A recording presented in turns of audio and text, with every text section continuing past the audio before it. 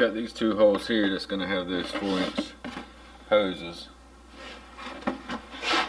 Cut the 6-inch at the top, and then here in this shelf I have my blast gate. I've got these side extensions because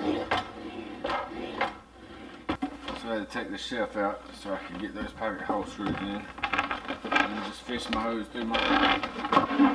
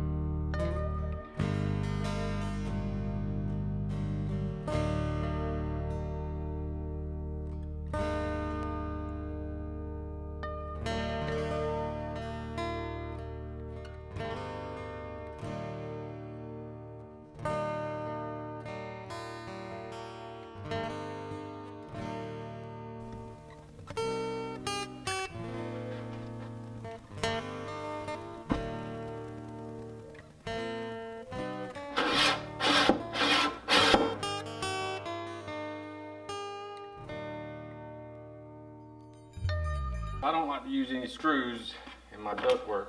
While your metal's clean and it's new and your tape's new, that tape to adhere to your metal, you never have a problem with it. And then each time you wrap, just make sure that your tape stays tight.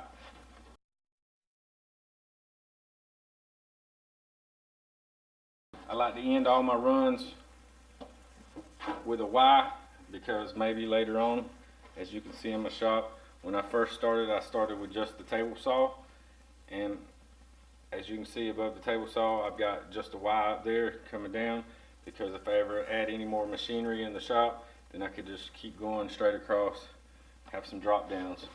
Same thing here. Don't know that anything ever happened that way anymore, but I am thinking of creating where I can hang a hose above my tables while I'm sanding or routing, just kind of to help it stand up. You've seen the pipe pretty much supported itself, but just kind of take the pressure off of them plastic hoses in the box, and this is supported tight to the wall. Nothing very special, just took 2 pieces of plywood, pocket hold them together, screwed it to my wall, and we got a little hanger.